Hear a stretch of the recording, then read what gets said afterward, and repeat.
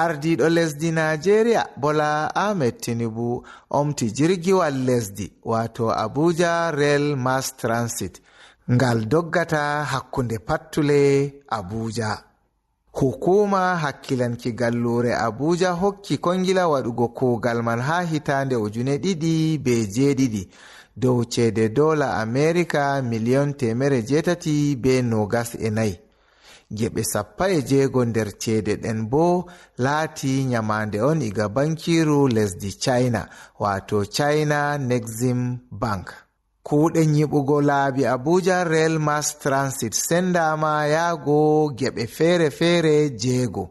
Jimla ɗuɗoral njutirka gebe jego man fu bo ummani kilomita 285.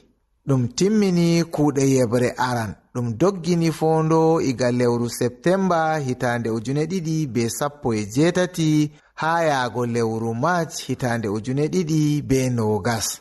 Ardiɗo lesdi Nigeria ɓoymajo Muhammadu Buhari omti lawol arandewal man yande 12 lewru Julai hitande 2018, amma kadi oppere corona darni kugal man. Ɓawo non bo subtitoɓe jamɗe dow laabi ngam sippugo andiraɓe yan bola ta'i jamɗe ɗe jirgiwal man doggata dow muɗum ha nokkuje fere-fere ɗuɗɗe dow laawol timminangol man. Ɓawo oppere corona gomnatiwa salinga man lorti hokki kongila mo'itingo laawol man hawtade be kongila eltuki Nigerianko'en garoɓe doggina kuɗe jirgiwal man dow cede dola America miliyon 115. Amma kadi nde gomnatiwa Tinubu wari ha barista Nyesom Wike laati ministajo Abuja, Wike man joɗidi be yimɓe China waɗoɓe kuɗe laawol man ngam tefugo ustari bo ndi o heɓi.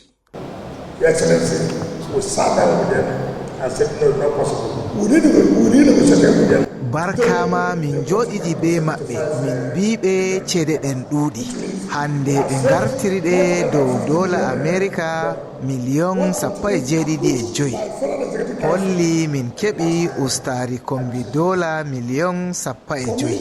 Gomnati wa salinga notani dola miliyon 128.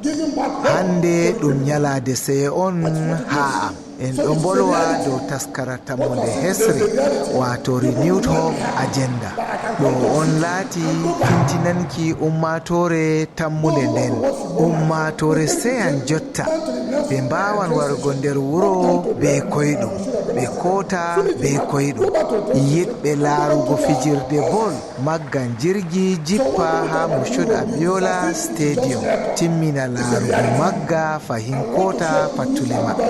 Min giɗi kutinirgo be Abuja ha holluki nasaraku taskara Renewed Hope Agenda. So Mr. President, this is part of promise made and promise fulfilled. On this note, I invite ya jagorɗo ɗo on laati alkawal eftama hebbitinama. Jotta miɗo ewne ngam a wara a wolwana en nden a omta kuuɗe jirgiwal Abuja Metro. Ɓawo Wike andini dow jirgiwal man hosan ummatore dow mere bakinta lebbi 2, Tinubu tori ɓesdari. Today, what we have in the Federal Capital Territory is another piece of evidence that we are a government that deliver on promises. Hande ko en gaɗi ha lamorde lesdi meɗen ɗum hujja dow gomnati men ɗum gomnati hebbitinowa alkawal on. Mi lorni hakkilo mi larti nasaraku ngu gomnati les ardungal am heɓi hedi fannu waɗango ummatore kuuɗe weltinoje ngendam hawtade be ko nandi non. Ya an beero amin, mi nani a wi lebbi 2 ummatore kutiniral jirgiwal man mere, amma kadi mi torima a ɓesda ha yago ragare hitande ɗo. To make it till the end of the year.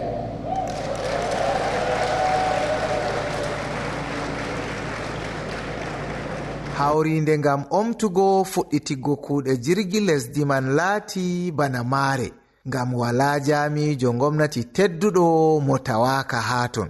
ɓaawo Tinubu be Kashim Shettima woodi ardiɗo majalisaru ndotti'en be ballowo maako, be ardiɗo jawleeru majalisaru wakili'en be ballowo maako, nonnon minista en fuu njaaliri. ardiɗo soja en lesdi Nigeria ɓurduɗo totugo wato Chief of Defence Staff hawtade be ardiɗo police en wato Inspector General of Police be nanta lamlamɓe dondonu fuu accaka. ɓe fuu maɓɓe on bo nasti nder jirgiwal gotal ngam fonduki no yaadu be jirgiwal man laatoto dow jahangal maagal arandewal iga tasa metro ha saka birniwol Abuja yaago Nnamdi Azikiwe International Airport. buwangal jirgiwal doggowal hakkunde fattule Abuja arandewal ngal ɗum timmini man bo Tinubu be jami'en gomnati maggi ngam fondugo ɗo mari juuɗe ɗiɗi ɓaarindiriɗe be tasha ko pellel darago 12. buwangal ɗiɗaɓal wato lottu ngal kuuɗe muɗum fuɗɗaka tawon ummi iga fattude gwagwa tokkiri saka Abuja wato metro station timmi ha fattude Nyanya be Karu.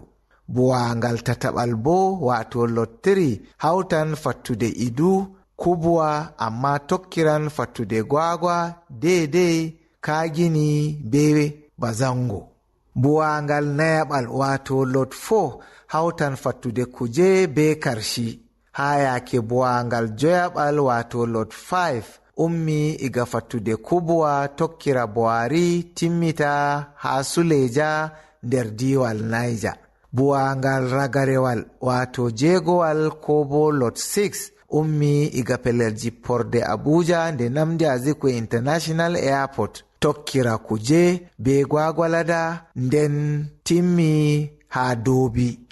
laawol ngol Tinubu omtiman wato lot 1 ɗo mari jirgiji hutiniroji nebbam gas ko gazuwal 12. gotal fuu hosani yimɓe 700. gotal fuu bo waɗan yaadunde 14 ha nyalomare woore.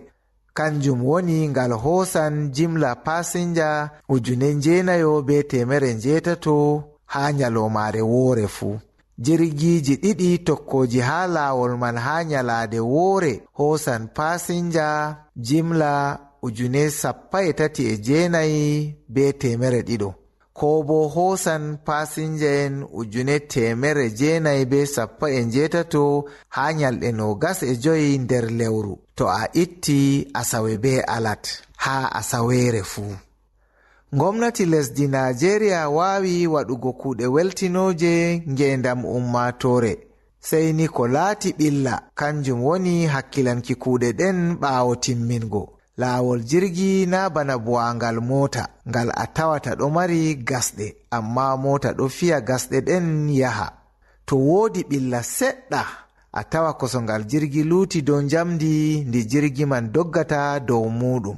jotta kam nde jirgi man fuɗɗi huwugo ko moy ɗo yela ngal jogirtaake bana no ɗum jogiri buwale mota ha lesdi ndi. iga saare laamu lesdi Nigeria wato Asorok, Umar Aliyu ko da Radio International be TV.